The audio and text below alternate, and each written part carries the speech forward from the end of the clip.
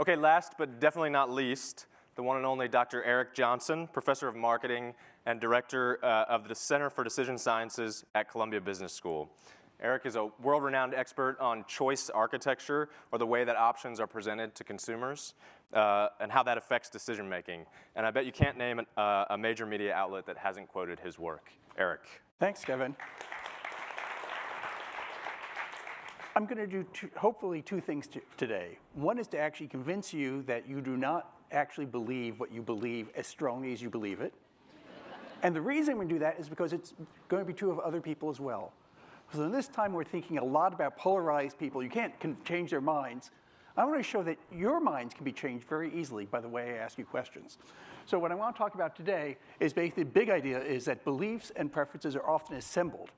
They're not stored in our brains, but the way we ask the question makes a difference. And along the way, I'll do a third thing, which is I'm going to let you live 10 years longer. Not really. I'm going to tell you how to think you're going to live 10 years longer. So let me actually go to a little demonstration. Now, we don't have a quite middle aisle here, but those of you on the right, I'd like you to ask the question, what age do you expect to live to? Okay, just take a few seconds, put your phone down, and think about that. You folks think about what age you will die by. Now, those seem like they should be very similar questions, so just take a second to do that. And think about what you're thinking about. Now, one thing that's true is that that's a very important question for lots of things, including for how much you're going to invest in saving the planet, because are you going to be around in 2040, 2050, et cetera? But what do you think about? You folks who I gave the left side, the live-to frame, probably thought about your Aunt Tilly, who lived to 95. You probably thought about the fact you exercised last week. You probably thought about the fact that, oh, all in all, I'm only 10 pounds overweight.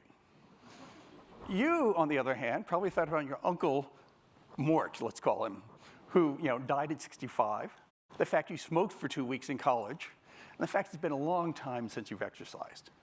Now, notice that the only thing that's changing what you're recalling is the fact that I asked you a different question. And it turns out that makes a big difference.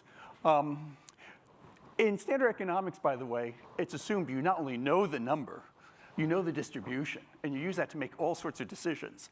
That happens not to be reality. And just like standard economics says all there is to do behavior change is change the prices, I believe that also isn't reality, that how you present prices, how you present incentives to people make a big difference. So to think a little bit about this question, you probably haven't thought about how long you're going to live. And so this is a great example of a assembled belief. When we do this, and we've done this with actually 2,000 people, there's almost a 10-year difference. The people in the live-to frame think they're going to live to 85. The people in the die-by frame says 75.1 years on average. That's the 10 years I promised you. Okay. Now, this sounds a little bit askance, but I want to actually point out how this is very fundamental to thinking about behavior change and climate change. We've done a lot of work. Elke did a very good job explaining query theory, which is this idea that when you think first about one thing, you think about it in a way that's deeper than the thing you think about second. What does live to do? You think about all the reasons you would live, then maybe the reasons you would die. What does die by do? The exact opposite. Now, this applies to lots of very good examples in terms of climate change and behavior change in general. One of my most famous pieces of research was we changed the default on organ donation, whether you are a donor by default or whether you are a non-donor by default.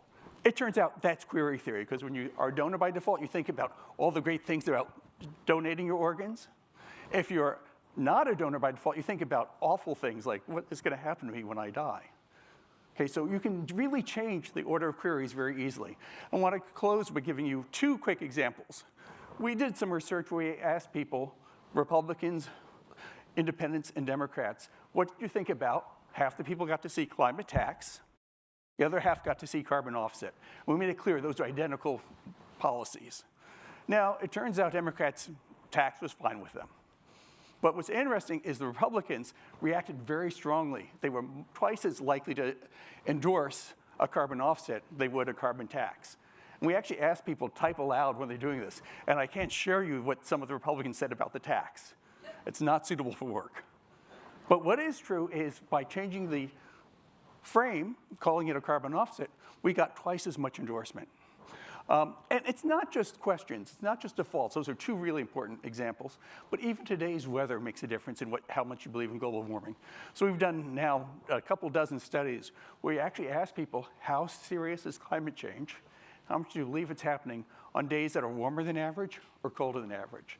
And it turns out, even the weather changes what we think about. We get about a 0.3 correlation, a pretty significant result, that when it's warmer than average, you're much more likely to believe in climate change than when it's colder than average. I won't point out that current President of the United States has sort of thought a lot about this on Twitter statements. Famously, Amy Klobuchar's announcement, where's the climate change when there's a blizzard in Minnesota? I hate to tell it to him, but there are often blizzards in February in Minnesota. The bottom line is, I think, knowing this, we also can look for people trying to change our behavior. More importantly, I think it allows us to enter in a conversation by framing the conversation in ways that actually gets people to ask a question that's not the normal way they query themselves, but to ask them about things like carbon offsets, ask them about the advantages of change as opposed to the disadvantages of change. I think that will be a useful way to have the conversation. Thank you very much.